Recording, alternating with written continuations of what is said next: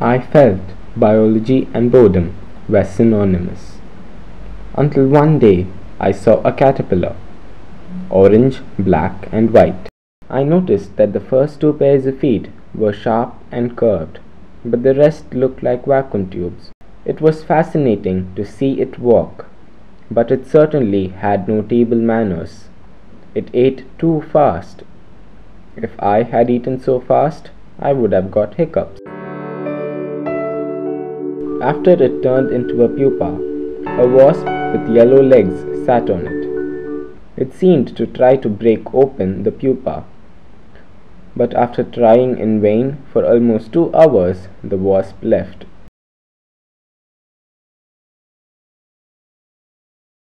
The brownish-yellow pupa became shiny and golden. Seeing this, I must admit, metamorphosis was fascinating. Intrigued by nature, I continued looking around and saw this big brown trivet hawk moth. Oh, so this is camouflage. I can hardly make out the difference between the moth and the bark. Later I saw another one with a mild camouflage and differently shaped wings. I saw a small black insect on the underside of a leaf, but only when it moved to the upper side did I see that it was a bright yellow aphid, a sucking insect. Sucking insects are pests. They suck all the sap from the tree's phloem.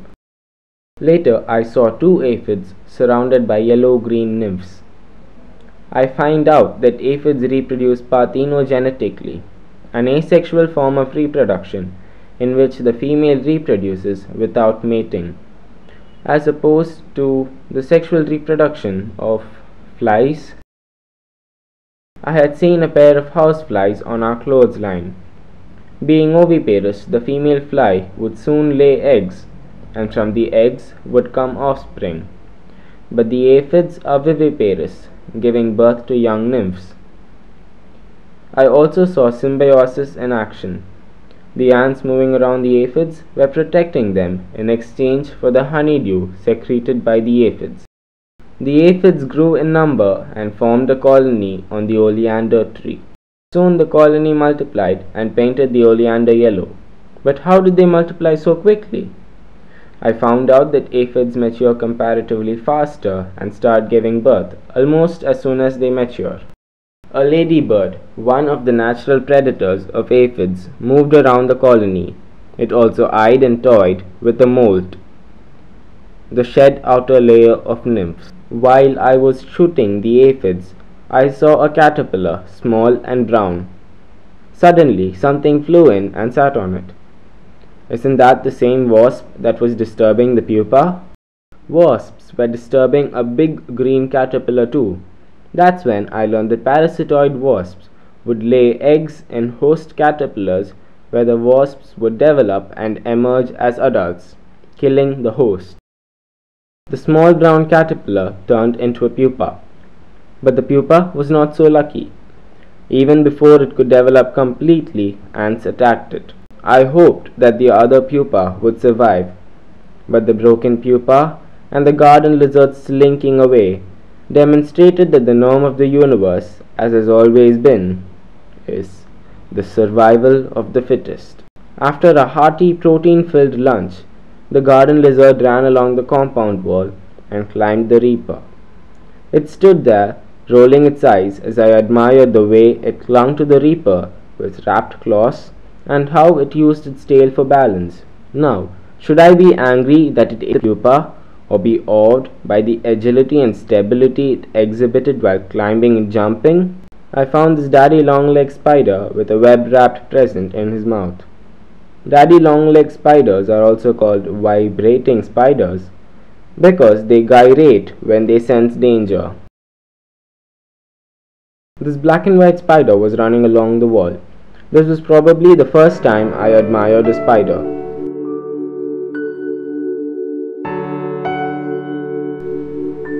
But this I did not find so attractive because of its long body and legs.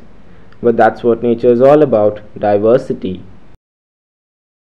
Running on the floor was this silverfish. When it kept moving its antennae, I remembered that antennae were the major sensory organs of insects. This reminded me of the ant I'd seen waving its antennae frantically. Now, I think it had probably been lost and was looking for the pheromones of its colony. Back to the present. I saw ants on the floor taking pieces of an insect back to its colony. Ant colony, nature's chop shop. Back to the garden. On a thunder lily plant, I saw a brown insect with a transparent body and two long tails. From a different angle, I saw its alpenliebe-like eyes, big and brown. On another of our potted plants, I saw a boat-like insect. It stayed still until an ant came in and touched it, and the insect, a plant hopper, did a quick flap of its wings, making it look like a flinch, and moved away. But what surprised me was that the same happened with spiders twice. I thought that the spider would pounce on the ant, but no, it moved away in a blur. On another occasion, a spider lifted one leg. I did not know if the spider was saying, "Hi, nice to meet you," or "Hey, leave me alone."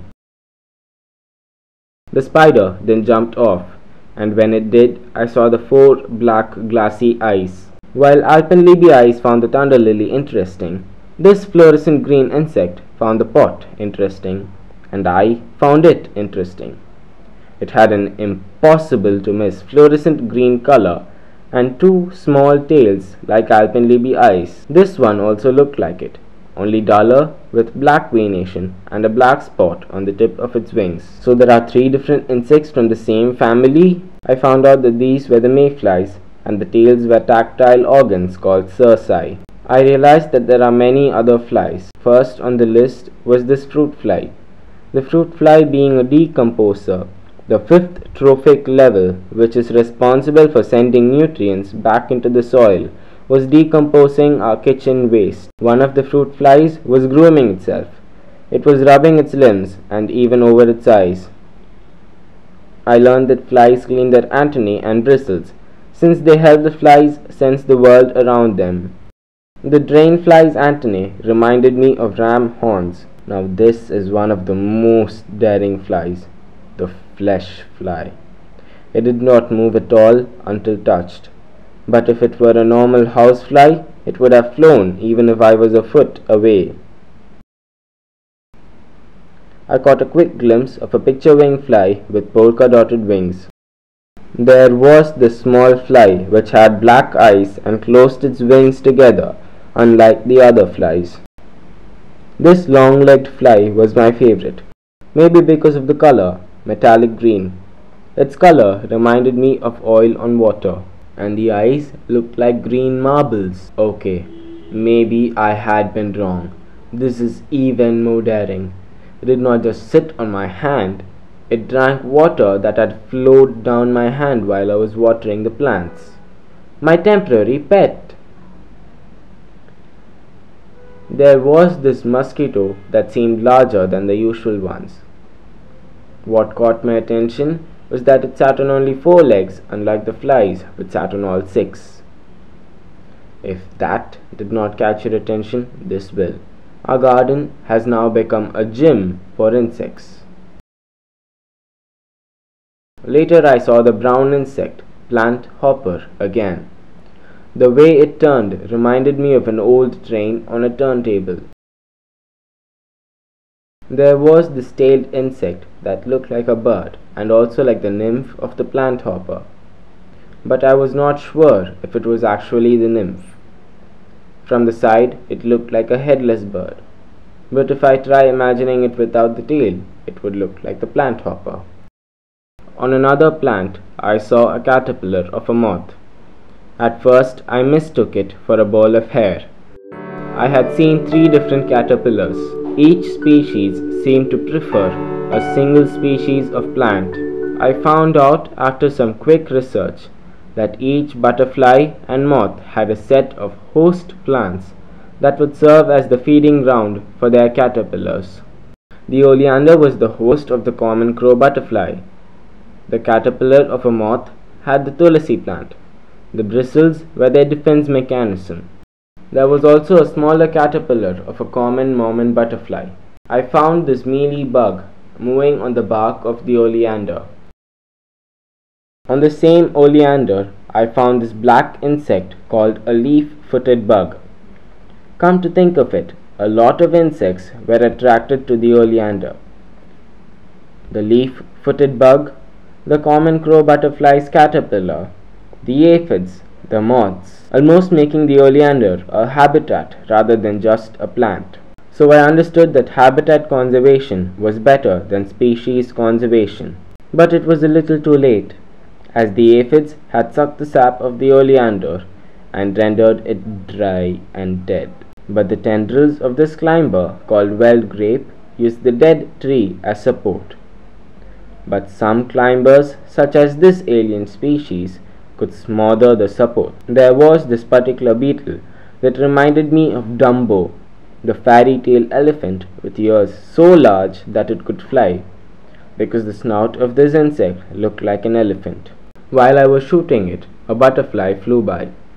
It was a common rose. It landed on a few random leaves and left immediately. Later I found that it had been laying eggs. Oh look, there, a tailor bird. That explained the disappearing caterpillars. On a bark were two small insects with bumps on their heads. When the rains came, I saw garden snails in huge numbers and tiny sizes, and learnt that they come out so that they won't drown.